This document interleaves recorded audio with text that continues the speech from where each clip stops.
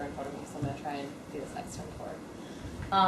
So following Connor's very concrete and sort of practical discussion of the Electoral College and American democracy and what are practical things that we can do to help out and stuff like that, I'm going to go really abstract.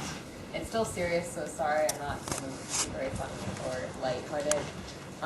And also sorry, this is not going to be very discussion-based and full of questions, so it's going to be kind of talking at you for a little bit.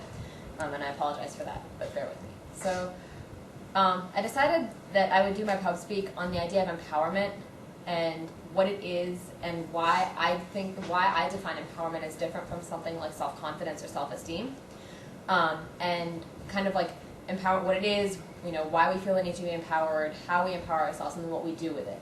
So I'll start out by defining empowerment. So I find that empowerment is different from self-confidence because self-confidence is like having convictions. You have a set of principles or morals and you follow that code and that's great. You have a voice, you have something that you believe in, and it's important to you, but it doesn't matter what someone else does for you to have self-confidence.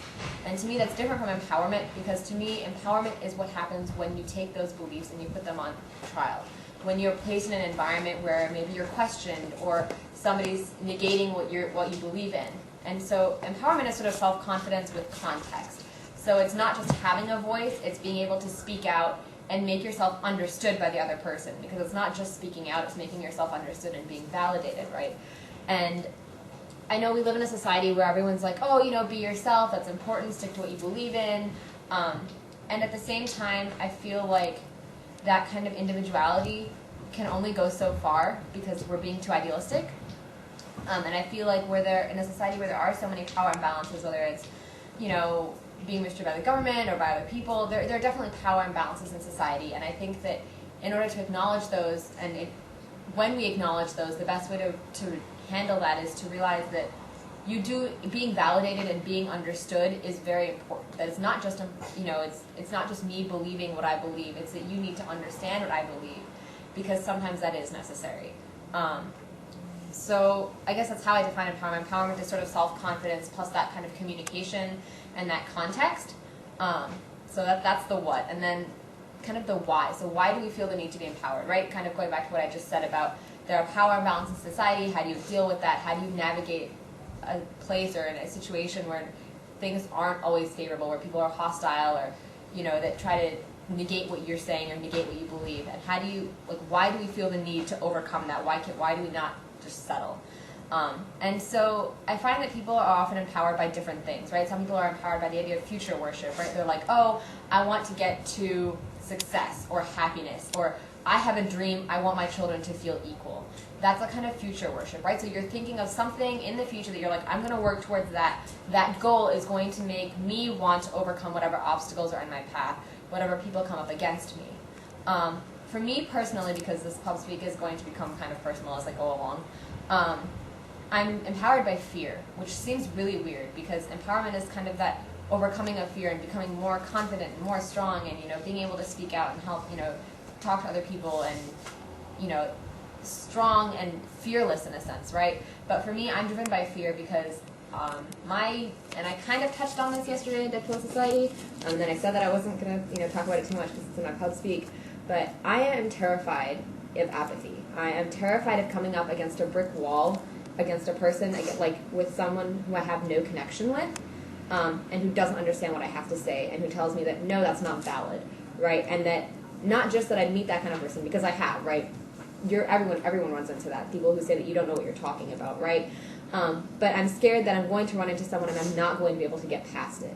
And so for me, that fear of apathy drives me to kind of try to overcome it by finding ways to get past those people that say that I can't or that, no, that's not right. And so I'm driven by not necessarily future worship, sort of in a sense, yes, there's always that element of I want to get somewhere further that's beyond the present, that I want to be at a certain place, and that's kind of what's pushing me there. But at the same time, it's also, in the current moment, the fear of apathy, the fear of something in my path that's going to say no, and going to devalue what I have to say. And so that's kind of why I feel the need to empower myself and why I feel so strongly about the idea of empowerment and that we need to be empowered. And so then once you feel the drive that you need to equip yourself with the tools necessary to move past those people that are saying, no, you can't, this is not right, how do you do it? And so when it comes to empowerment, the idea is like self-confidence plus context, right? So it's that communication, and communication is a two-way street. It's not just me talking at you, it's me trying to get you to understand what I have to say and what I'm trying to bring to the table. And so that two-way street is really trying to handle that two-way street. I mean, we all learn how to talk and how to talk to people and what to say, and language is important, but it goes beyond that. Communication to me is more than just language. It's definitely a two-way street. So the way that I see it is, because empowerment is kind of self-confidence and that communication, there's like a very distinct like step-by-step process that I envision in my mind as to how you go about empowering yourself. So for the self-confidence part, you gain self-confidence from having a set of convictions, right? You have, where do you have your set of principles? Like, how do you strengthen them? How do you know that you have strong principles and this is what I believe, regardless of what other people say? Because self-confidence is empowerment, but out of context, right? So it's like that idea that you're by yourself in a room with your mind. What do you believe in, right? What do you feel strongly about? What drives you? What's your passion? So in order to find that, for me, I find it in my religious faith, and this kind of goes back to why I really like Jack's Pubspeak, which is like that idea of like that paradox and having that conflict, like constant kind of like things that don't always work in the way that don't always make sense, and having that constant conflict for me and constantly questioning really strengthens my own convictions. As weird as that sounds, like it's not even a question of resolving that conflict, it's just that conflict exists, because it helps me realize that yes, I'm always aware that like maybe what I'm believing is flawed, or maybe it's not perfect, but it keeps me on my toes in a sense, and that makes me more comfortable with whatever it is that I believe. And so to me, that personal faith is very important in finding self-confidence. And the second part of it is having a community around you that validates you. So when you go forward and you go out and confront that brick wall that's going to be in your path, that you have somebody or some group of people behind you that are going to say that, if it doesn't work out, if it doesn't go well, that you have a group of people who are still willing to validate what you have to say and to give you that kind of comfort.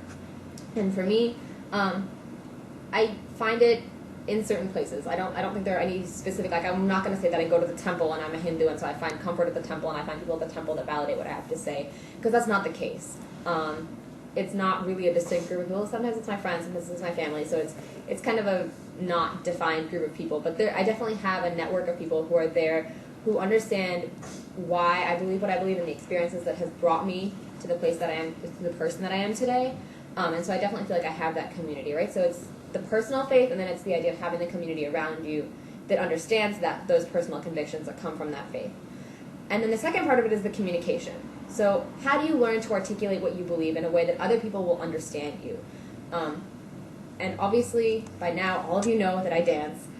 So for me, that communication has come from dance, because I've always had, I have danced in my school every year since, I was, 4, basically, since I started learning dance, right? And I dance in non-Indian venues all the time. And so explaining what I do and why I do it is really, really important. And it's, from a young age, I've been kind of trained to, this is what I believe and this is why I'm doing what I do. And kind of having to go through that step-by-step process and explain something foreign to someone who doesn't really understand it has kind of taught me how to, make sure that they understand what I'm saying, that I'm not misrepresenting what I'm doing.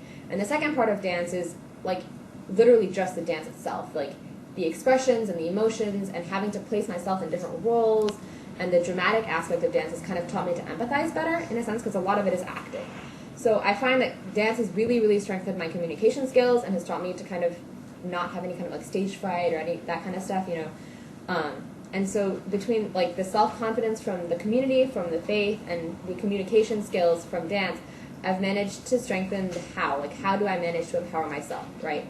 And a lot of it is also just practice. So when you're put in situations and you experience something, when you come, I keep using this brick wall metaphor, but when you come up against that brick wall, you have to find a way past it. So each time that you come up against a brick wall and you find a way past it, you're learning a new skill. You're developing a new tactic or a new strategy or whatever you want to call it to get past that brick wall, so that someday, so the brick walls keep getting harder and harder as you get older, right? So when I was, for example, when I was 8 years old, I had a classmate tell me, oh, you worship clay pots and therefore you're going to hell. And I had no idea how to counter that. I mean, I could say, well, I don't worship clay pots. That's really not what I believe. But I didn't really have anything to say to her. I was 8 years old. I mean, how many of us really understand the core principles of our faith when we're 8 years old? And I went to my teacher, and I told my teacher, I was like a little stunned. Obviously I was a little hurt. The girl was one of my friends, and I told my teacher, I was like, she just told me that I'm going to hell because I'm an infidel. And I didn't even know what the word infidel meant. I had to ask my teacher what it meant. And my teacher really had no response for me. She did nothing. She just kind of looked at me, and she was like, oh, I'm sorry, honey, and she gave me a hug and sent me to my seat. And so, like, I didn't know what to do, right? I had come up against that brick wall, and I, like, didn't know where to go from there. And I didn't like that. Like, it really bothered me. And so the next time that happened, or something similar happened in middle school, and somebody else told me, oh, like, you should come to church with me so that I can save your soul, because otherwise you are going to go burn in hell, because this is, a reoccurring theme. This is burning in hell. I'm eternally damned. Anyway, I've resigned myself to this fact. But at that point, I had something better to say, right? I said, it was more confrontational. It was more angry. I was definitely an angry pre-teenager, whatever, 12 years old. And I was very angry, and I didn't talk to my friend for like 2 months, and finally he came back and apologized, and it was okay. But like at that point, there was something different. There was something more. It still wasn't a fully developed idea of how can I actively or properly or appropriately present what I'm trying to think, or what I feel or what I believe to this kid, so that he understands what I have to say. It doesn't just come apologize and take back what he said because he's like, feels like an idiot because I'm not talking to him, but also because he legitimately understands what I had to say. It was a step up from the 8 years old when I had literally nothing to say, but it still wasn't all the way there. And so, like, through experiences like that, by the time I come to high school, I'm in marching band, I have a drum major, and a drum major in a marching band is more than just the guy who stands on the podium and does this, right? They're definitely a leader. They're supposed to be an active figure, kind of, the student leaders of the band. So they're supposed to bring everyone together and be that leader figure. And so I relied on my drum majors, I have 3, to do that for me. And one of them, great religious, wonderfully devout kid, would constantly ask me to go to church and to go to his prayer group. And after a point, I resented that. And so I brought it up with him, which again was probably not, well, he did it online. It was, he asked me to go to church on Facebook, and I was like, you need to stop sending me Facebook messages or writing on my wall saying, come to church. And so I commented, and there was this whole, like, massive thread of people getting angry at me for saying I don't want to go to church. And at that point, again, it was easier to deal with, because by that point, like, over time, like, through the various experiences that I've had going up to that point, I knew what I needed to say. Like, I knew my Constitution, I knew the First Amendment. I said, you can't do this, you can't do this, you can't, there are a certain set of tools that you have that okay, this is where you're going wrong, this is where your logic is flawed. And so by that point, it was still angry, and I'm still working on the anger part of it, because I do tend to get pretty angry. But you through time, through the experiences that you face, each brick wall that you come up against, you learn a new way to get past it. And empowerment essentially is a constant process, right? It's constantly coming up against those brick walls and constantly learning ways and meeting different kinds of people and having to develop different strategies and different tactics that you use to get past them. And so that's the how, right? So, like, how do you do it? It's really just like everything else in the world, it comes down to practice. Practice of what? Mostly communication skills, because that's really the hardest part. But also practice at questioning yourself and questioning what you believe and why you believe it, and what the strengths of your belief system are, right? And the principles and how you operate by them. So once you feel that you've come to a certain place of, like, okay, I feel like I can present what I believe in a balanced, legitimate, not angry, not resentful manner, what do I do with it, right? Like, I have these skills, I have this belief system, where do I go? And so for me, as a Hindu American, there weren't many, well, there were almost so many options that there were none, because the representation of Hindus in America is incredibly flawed, in the media and textbooks and everywhere you go. We talk about how, or at least I talk about with my friends, how Islam is often misrepresented in the media post 9/11, and how while the majority of America, the whole Islam is going to ban us from beer and bacon, that whole mindset is very prevalent, and so because of that, because there's a very visible Islamophobic atmosphere, there's been a pushback, right? There's been Islamic groups that try to kind of combat that by presenting a more balanced view, or by going to Congress and advocating on behalf of what they believe. And that's very easy, not very easy, but it's easier for Muslims to do that than for Hindus, because even though in a lot of ways, are very similar as ethnic minority groups and religious minority groups in America, being recent immigrants for the most part, it's harder for Hindus because we're not organized, right? We don't have a Sabbath day. We don't have a day that all the congregation comes together and we have, one religious leader who tells us, okay, this is, there's no organization, there's no structure. We are polytheistic in practice, although monotheistic in principle. So polytheistic in practice means that each person has a different God that they want to worship. That's great. You have all these different paths. There's not even one God or one Allah or one Christ or anything to come together around, right? So we really, as Hindus in America, because we're so recent and because this is a new phenomenon or whatever, we don't have any real way or method to go about, as a community, empowering ourselves and stepping forward and taking an active part in choosing what is presented about us in the public sphere. And so it's almost, like I said, it's almost because there are so many options that there are none, because there are really very few options and very few avenues through which you can go and try to change the way things are done.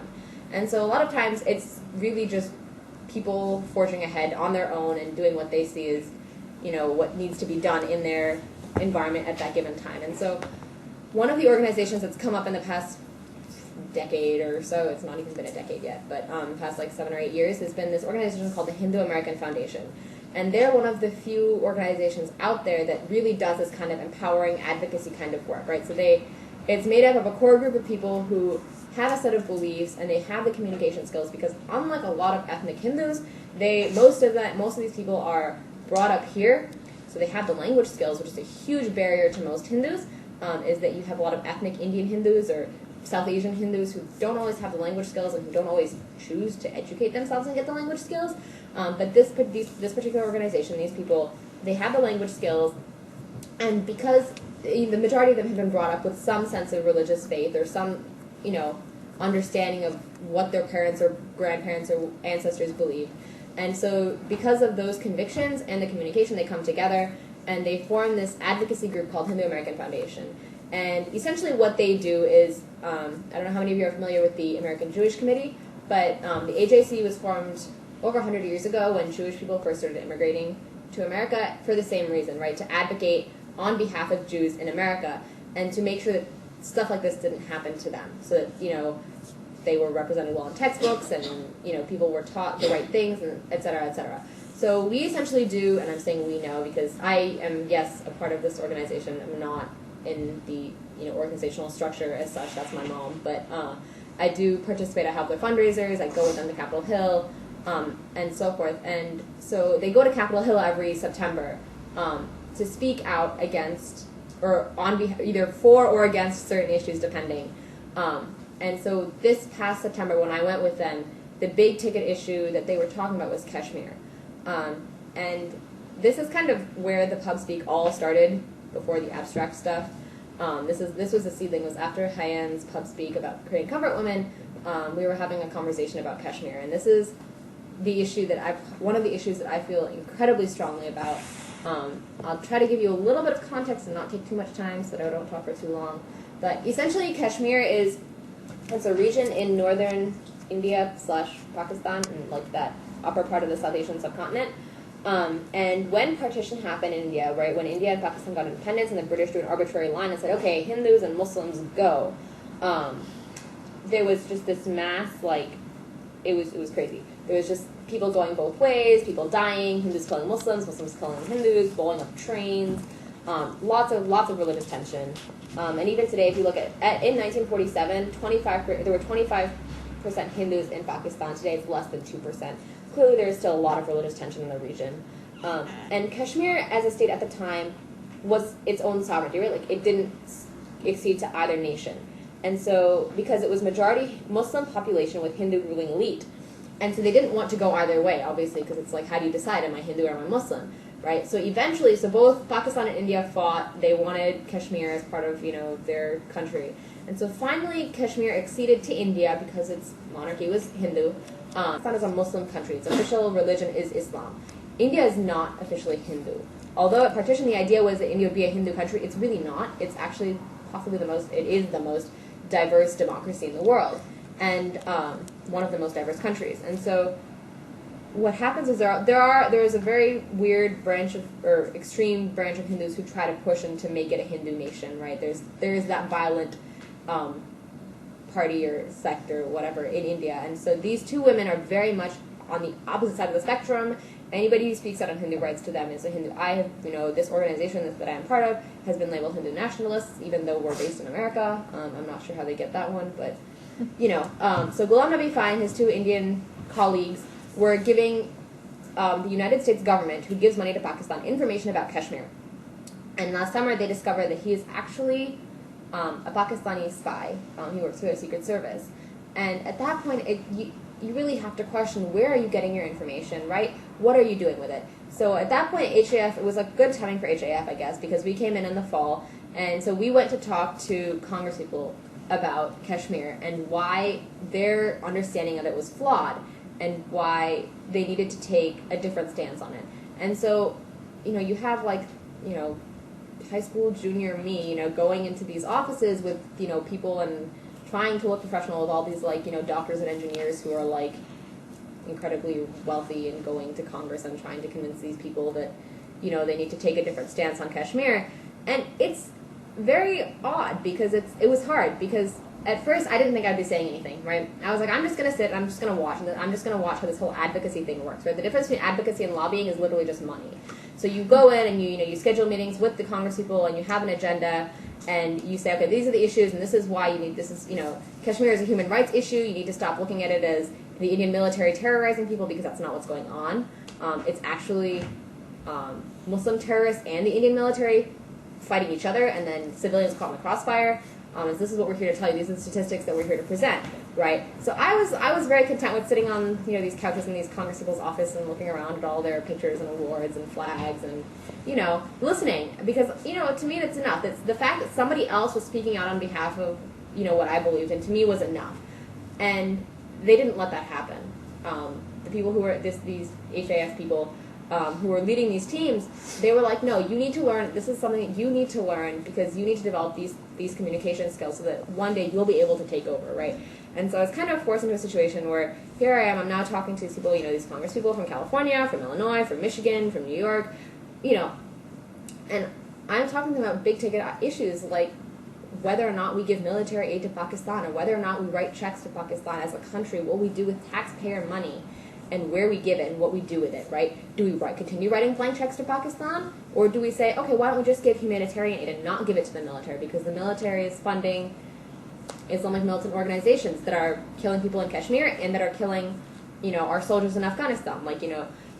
And to me, it was an eye-opening experience because it was kind of my empowerment put into a level beyond anything that I had ever imagined, right? Because up till then, I had kind of been like, okay, I'll handle these people at school that tell me I don't know what I'm talking about or that I'm going to go burn in hell or whatever, right? And now I'm talking to Congress people, and it's like, it's a real test to see how strongly you believe what you believe and how well you can articulate what you believe, if that makes sense.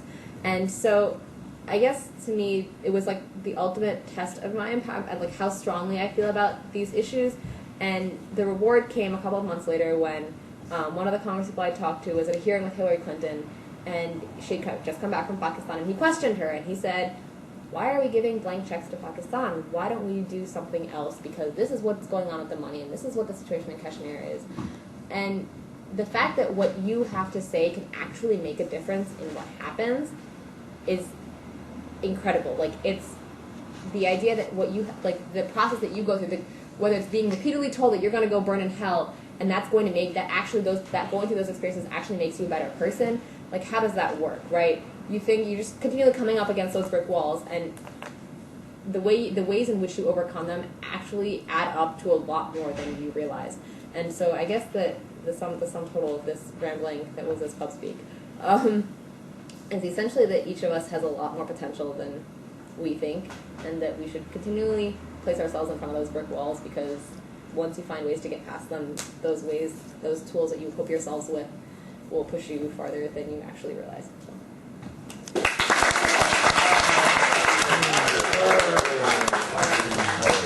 Earn the empathy. Yes. A little bit more difficult than working with California. California came to a lawsuit. I'm sure you can imagine where Texas was going. They resolved the issue without a lawsuit in Maryland, but like they're coming up against a lot of roadblocks, right? And that's understandable. We're still a small community, but it's still, I think right now it's a matter of whose groups allow us. I think because there are so many groups already, so it's not a future issue. I think it's what we're contending with now. So do you think such groups increase this rate? I think that eventually at some point when you have enough groups, they're going to have to sift through what they see as worthwhile and what's not, and then essentially then it comes down to not necessarily who screams the loudest, but who has the most legitimate claim. Because legitimacy, empowerment is about legitimacy. Not empowerment is about that person, that Congress person validating what you have to say. So the more legitimate your claim and the more legitimately you can present your claim, I don't think it's necessarily who screams the loudest, but it's much more legitimacy. In light of the wonderful Miss Michelle Bachman calling out a Clinton aide for quote unquote being a part of the Muslim Brotherhood, do you think there's a discernible need for our people in Congress and Senate to have a little bit more education on the matter, like everything? Or they need to that there's a significant issue with religious classes? Definitely. The first day that HAX went to Capitol Hill as a Hindu-American organization, they were asked if they are Shia or are you Shia or are you Sunni? By a congressperson. Not an aide, not that, by a congressperson. Are you Shia or are you Sunni? Yeah, definitely. Education is incredibly important. Sometimes people are like, wait, what's Hindu, So, yeah, education is definitely an important part of it. That I know. That one I know. Yeah. So in terms of going back to what you're saying about power, do you think that kind of having your that basis in religion, faith, and kind of a large part of your identity being kind of grounded in Hindu,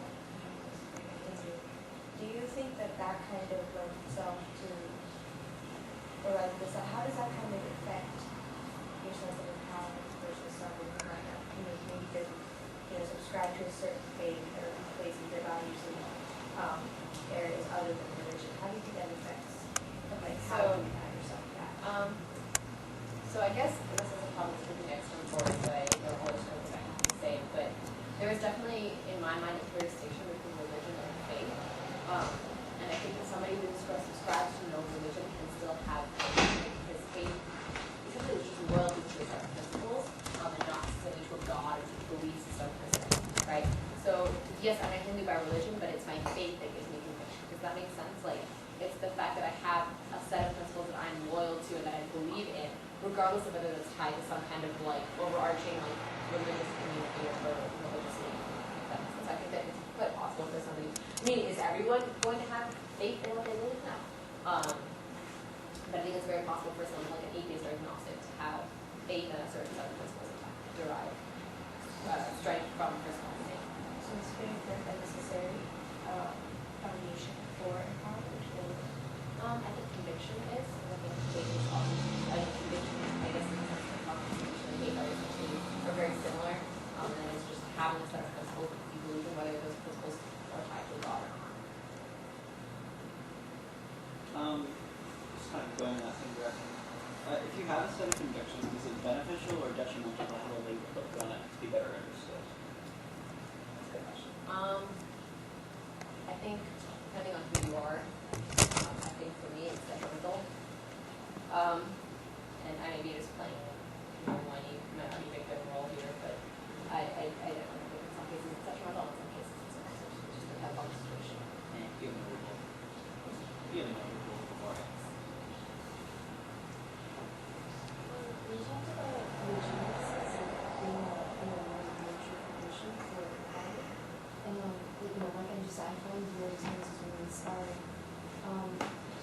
I guess maybe speaking a little on a smaller scale, not affecting Congress, but I know that for me personally, hitting some of those same roadblocks growing up, having people just really misunderstanding where you're coming from, like you said, it just a lot of anger, and sometimes it makes me, there are certain issues where it's pretty cut and dry, I'm rooted in my beliefs about this issue, but in other instances, I have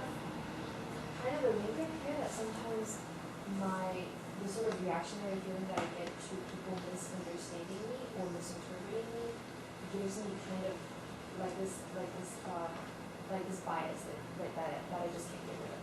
So I don't want to get anywhere near trivializing minority problems because that's it's really obvious from where I'm coming from. But I guess do you have anything to say about how to evaluate yourself without letting that reactionary feeling influence too much how you things? Yeah, so one of the things that I didn't talk about in this topic, and it's probably another thing that I was thinking about some other stuff, but it's what I wrote my task conflict essay about was my physics teacher in ninth grade told me that Hinduism was polytheistic and not monotheistic, and so I was really, really angry both at him and at the 8 or 9 other Hindus in my class who told me that I was all better and I needed to stop speaking out. And I was angry, right? I was ready to take him on right then and there to argue all of my points of theology, it was great. But I talked to my mom that day when I went home from school, and she was just like, calm down, like, take it easy, sleep on it, take a couple of days. And I did. And then eventually what ended up happening was I did my research. I was just randomly brain dead about what I believe. I did my research and I came back and I'm sort of from a less biased point of view, so I think it's important just to kind of take a step back, almost like I'm so really change sense on it. The whole chapter 10, before you yell at me, I guess that's worked for me so far. I've been trying to make work for me so far as far as not being angry about things. Plus it's just communication skills, you're less likely to make it through to someone when you're confrontational. And that's a lesson that I've had to learn. People don't like it when you yell at them.